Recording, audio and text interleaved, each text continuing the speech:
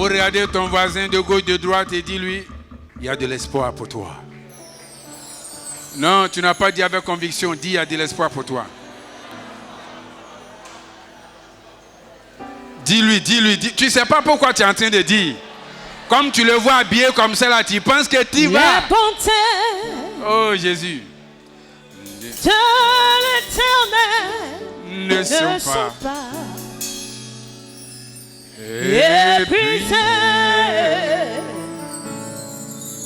Oh, merci Jésus. Le Seigneur a rendez-vous pour toi, avec toi quelque part. Oh Jésus. Elle se renouvelle chaque matin. Elle se renouvelle. Toi qui as connu la gloire, tu es tombé, il dit tu vas te relever. Matin. Toi qui n'as pas encore goûté, il dit tu vas goûter. Elle se renouvelle Merci Jésus. chaque matin. Alléluia. Lève tes deux mains, lève tes deux mains. Seigneur, je te rends toute la gloire. Ton serviteur a dit, je suis dans la joie. Lorsqu'on me dit, allons à la maison de l'Éternel. Parce que dans ta maison, ce qui est mort ressuscite. Je prie que tu ressuscites l'espoir et la vie, Seigneur, de ce peuple, Papa. Ce qui ne fonctionne pas dans ta maison, retrouve le fonctionnement normal. Peu importe le niveau de gravité. Seigneur, aucune situation n'est au-dessus des capacités que tu as. Regarde ta fille. Elle est là au milieu de nous. Pendant que nous louons, son cœur saigne. Elle entend tes bontés, mais elle vit les difficultés du monde. Seigneur, dis un mot dans sa vie. Toutes ces situations, renverse la chose à son avantage.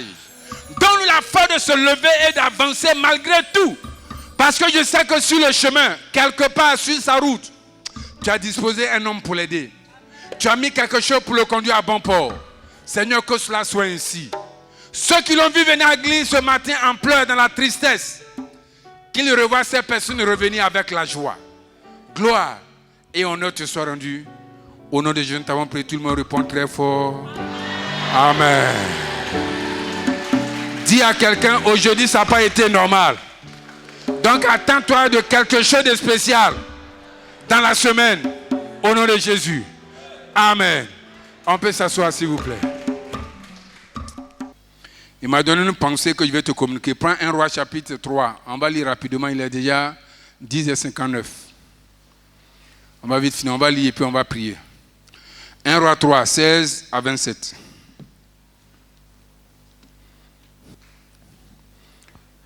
« 1 Roi 3, 16 à 27. Et je lis. Alors 2 femmes prostituées vinrent chez le roi et se présentèrent devant lui. L'une des femmes dit, pardon, mon Seigneur, moi et cette femme, nous demeurions dans la même maison et je suis accouché près d'elle dans la maison. 3 jours après, cette femme est aussi accouchée. Nous habitions ensemble. Aucun étranger n'était avec nous dans la maison. Il n'y avait que nous 2. 19. Le fils de cette femme est mort pendant la nuit parce qu'elle s'était couchée sur lui. Elle s'est levée au milieu de la nuit. Elle a pris mon fils à mes côtés, tandis que ta servante dormait. Et elle a couché dans son sein. Et son fils qui était mort, elle a couché dans mon sein. Le matin, je me suis levé pour allaiter mon fils, et voici, il était mort. Je l'ai regardé attentivement le matin, et voici, ce n'était pas mon fils que j'avais enfanté. L'autre femme dit, au contraire, c'est mon fils qui est vivant, et c'est ton fils qui est mort. Mais la première répliqua nullement, c'est ton fils qui est mort, et c'est mon fils qui est vivant. C'est ainsi qu'elle parlait devant le roi. Verset 23. Le roi dit, l'une dit, c'est mon fils qui est vivant et ton fils qui est mort. Et l'autre dit, nullement, c'est ton fils qui est mort et c'est mon fils qui est vivant. Puis il ajouta, apportez-moi une épée. On apporta une épée devant le roi et le roi dit, coupez en 2 l'enfant qui vit et donnez-en la moitié à l'une et la moitié à l'autre. Alors la femme dont le fils était vivant sentit ses entrailles s'émouvoir pour son fils.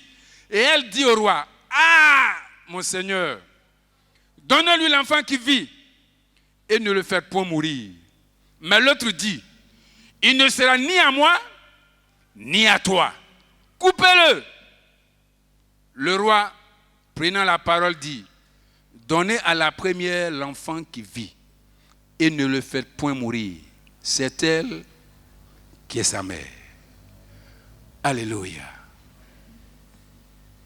Oh, si l'Église pouvait prier et apporter toutes ces situations au roi. Ici, c'est un roi humain, mais nous avons le vrai roi, le juste roi, le roi qui ne se trompe pas. Regardez comment cette affaire est arrivée devant le roi. Une affaire compliquée, difficile. Quand il n'y a pas de témoin, c'est compliqué. C'est ta parole contre ma parole. Mais la sagesse a été donnée à ce roi pour trancher, afin que le projet de cette femme ne meure point. Regardez comment nous avons nos projets, puis nos projets sont morts. Pourquoi? Parce qu'on n'a pas le courage d'apporter l'affaire au roi. Porter l'affaire au roi, c'est aller prier devant l'Éternel, ton Dieu. Alléluia. Ce matin, je peux te dire, réveille-toi, prends conscience et bats-toi. Alléluia. Chaque fois quand tu vas lire ce texte, pense à ça. Réveille-toi. Prends conscience et bats-toi. Regardez, les prostituées qui sont rejetées en leur temps, comme les lépreux, quand une situation est arrivée, elles ont eu l'audace, le courage, la détermination pour approcher le roi quand même. Et la Bible précise que ce sont deux prostituées. Et regardez comment la prostituée a vu le miracle de son enfant. Toi qui n'es pas prostituée, toi qui n'es pas pécheur, regarde comment tes affaires meurent. Regarde comment tes idées meurent. Regarde comment on te vole et puis il n'y a rien. Regarde comment on t'arrache et puis on ne peut pas te retourner. Quand est-ce que tu vas te réveiller, Église? Je vous ai prêché ici pour dire même les démons ont prié et puis Jésus a exaucé. Et nous? Et nous? Alléluia. À quel moment est survenue la mort? La Bible dit que c'est la nuit. Lorsque les deux femmes dormaient, une s'est couchée par inadvertance sur son enfant. Tout ce qui nous arrive là, c'est pendant la nuit. La nuit symbolise ici, quand tu tombes dans la paresse spirituelle, dans le sommeil spirituel, dans la négligence des choses de Dieu. Parce que même si tu es dans la négligence des choses du monde et que tu es vaillant avec le Seigneur ne te laissera pas surpris. Alléluia. La nuit d'un enfant de Dieu, c'est le sommeil spirituel, la paresse spirituelle, la négligence spirituelle. Toi, pour un sujet, oui ou non, petit sujet même, on va te dire, allons, si l'enfant est malade, avant tu prenais comprimé, en même temps tu donnais. Mais quand tu étais dans le réveil spirituel, la flamme du Saint-Esprit, quand l'enfant chauffe net, mon mari, donne-moi l'enfant, je vais prier. Donne-moi l'enfant, tu as prié. Ton mari va dire, ah, il y a un médicament et puis. Pourquoi? Parce que là, tu t'es zélé pour le Seigneur. Le Seigneur ne permettra pas que le diable t'arrache. Réveillons-nous.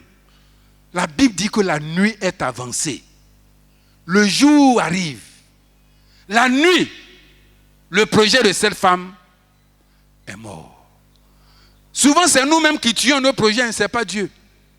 Dieu ne peut pas te donner et puis il va t'arracher. Mais il peut s'arrêter et puis laisser quelqu'un t'arracher et puis partir. Mais ce n'est pas lui qui a pris. C'est Job qui a dit, l'Éternel a donné, l'Éternel a repris, que son nom soit. Ce n'est pas l'Éternel qui a arraché. C'est Satan qui a arraché. C'est Satan. Les problèmes nous arrivent la nuit. Pardon, réveille-toi. Sors de cette situation. Toi-même, tu n'aimes pas, mais c'est comme si tu n'as pas la force. Et quand c'est comme si tu n'as pas la force de t'en sortir, là, va là où on prie. Va là où on écoute la parole de Dieu. Va t'asseoir seulement. L'atmosphère va faire que ton esprit sera réanimé. Alléluia. Les problèmes nous arrivent dans nos nuits. La Bible dit que la volonté de Dieu, c'est que nous soyons prospères, que nous soyons en bon état de santé, comme prospère l'état de notre âme. La Bible dit que la nuit, la chose est arrivée. Elle a tué son enfant par mégarde. On peut t'arracher ton mari à cause de toi-même, ton caractère. On peut t'arracher ta fiancée à cause de ton attitude. Ce n'est pas parce que la femme voulait partir. Ce n'est pas parce que le monsieur voulait te laisser, mais c'est ton caractère qui a tué ce mariage que tu vois venir. Elle a dormi sur son enfant par mégarde. Tu ne peux pas accoucher un enfant et puis tu vas vraiment... Sorcier même, regarder son enfant et puis tuer comme ça, il ne peut pas. C'est pourquoi ça, il fait en sorcellerie. Elle ne peut pas regarder son enfant et puis elle dit, je vais dormir dessus pour tuer. Non. Ce n'est pas une inadvertance. C'est comme ça, nous tuons tout. Ce que Dieu t'a montré des rêves où tu étais béni. Tu crois que s'il n'a pas la capacité de faire là, il va venir te blaguer. L'espérance se fait vivre. C'est parce qu'il veut faire qu'il t'a montré. Donc il ne peut pas te laisser dans l'attente jusqu'à la fin des temps. Non. C'est ton attitude. Change d'attitude.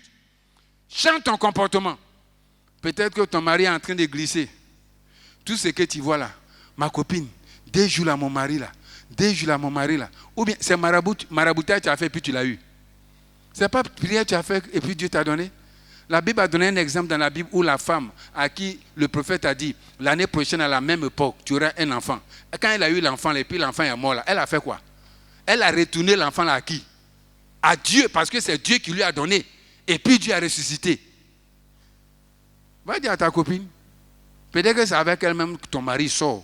C'est à cause qu'elle a de bonnes paroles pour te donner pour ne pas que tu soupçonnes quelque chose.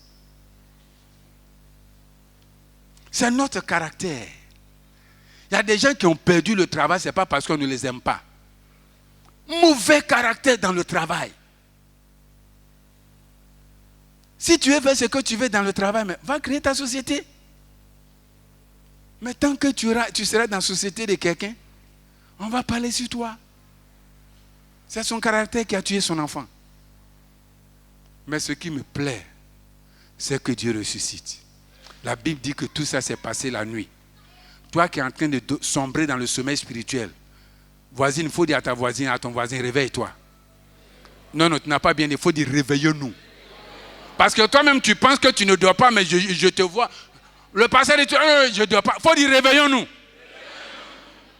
Toi qui venais au culte même du soir, même pour dimanche, tu viens en retard. Tu es en train de glisser. Alléluia.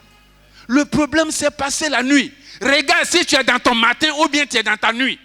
Quand rien ne va, c'est que tu es dans la nuit. Change d'attitude.